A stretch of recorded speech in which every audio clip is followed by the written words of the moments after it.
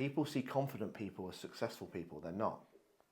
And James Smith, the coach, told a great story when I was at a seminar with him about when he worked for Love Film. And it was the old company who used to order DVDs from via the post. You watched them and then you sent them back. They were challenging Blockbuster. Hopefully most of you are old enough to remember that. Some of you won't be. But he again said that, you know, the most successful salespeople were the ones that could hear no 100 times and keep going. It wasn't the ones that were good at sales.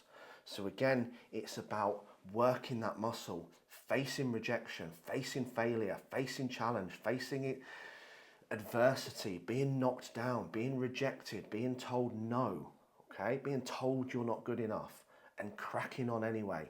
That's what builds the muscle, and it builds your willpower muscle as well. You know, you only have to say no to people so many times before they stop asking. And if you haven't got the strength to say no, it's probably because you've got an inappropriate need to please other people. So if you want an easier life, choose to do hard things. Don't wait until it gets so bad that you have to make that decision. This is why I talk about seeking out the challenge, not waiting for it. Because you can either make time for your physical health and your mental health right now, like I did when I started healing in 2013, or you can wait until you're forced to make time for it. Because that will happen, I promise you. That's not meant to scare you, that's just an honest truth.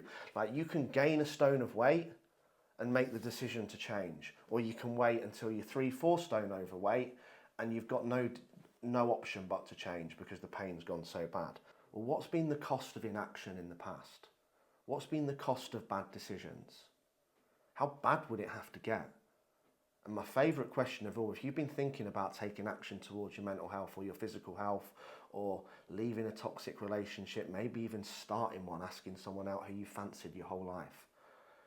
If not now, then when? That's my favourite question in the whole world. If not now, then when? What would have to happen for you to make the decision? I've said this so many times, there's two types of people in this world. There's those that are inspired and those that aren't.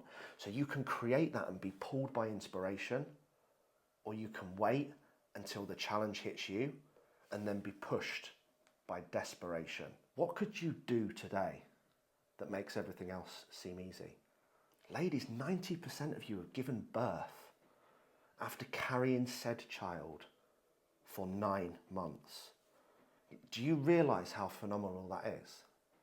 Nat was in labour for 26 hours, to the level where I actually fell asleep on the ward floor at some point. I had been up for nearly 14 hours